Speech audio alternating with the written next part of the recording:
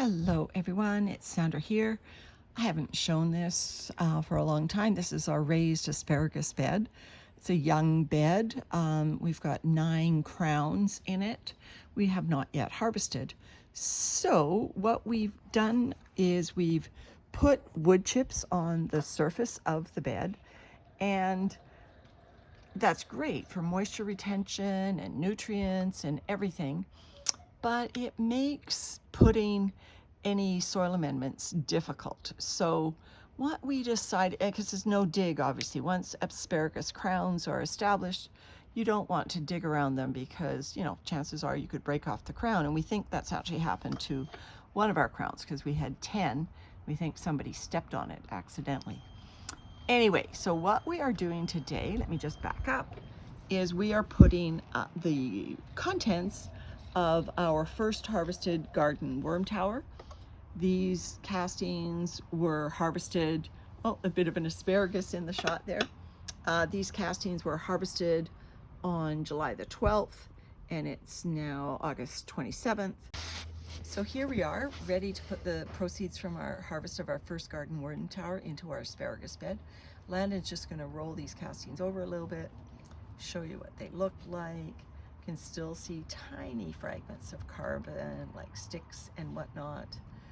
You may even see a tiny wisp go by, or a cocoon. I've been feeding them regular food over the last 46 days since we harvested, and more recently I just gave them cornmeal, and so I didn't want to add any bulk into it, and they look great. So this is the bed where we're going to put them. Landon has raked away the material from both sides, and so if I put my hand down here, this was really dry, so we actually just gave it a bit of a sprinkle, but you can see the interface here between the wood chips and the soil where we planted the original asparagus.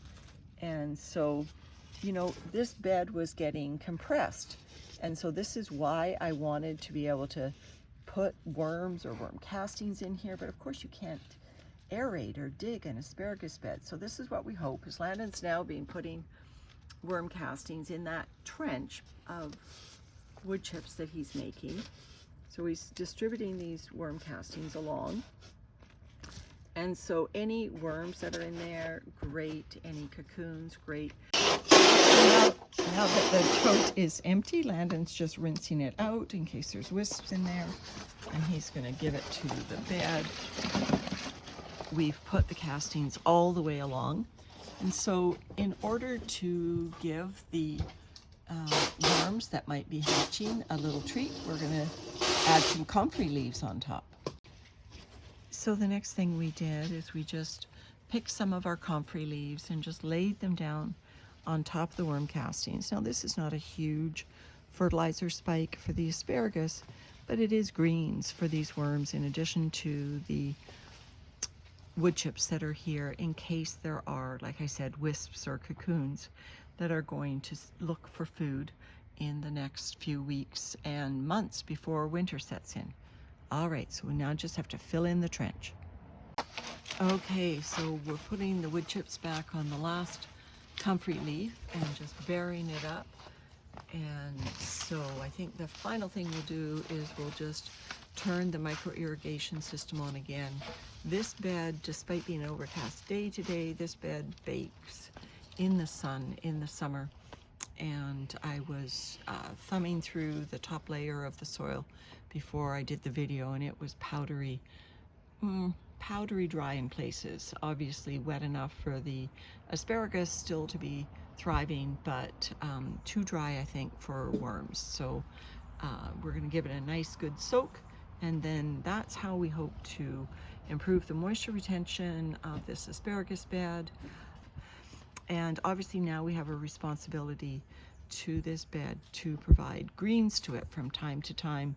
So whether that is coffee grounds or other things we've done is when we've had a blended drink, like a smoothie, I'll rinse out the contents of the blender and bring it out here and just pour whatever fruity vegetable mix is still left in the bottom of the blender right into this bed. So we're going to have to make a point of doing that now because there could very well be worms. All right, here we go. Had a smoothie for breakfast this morning.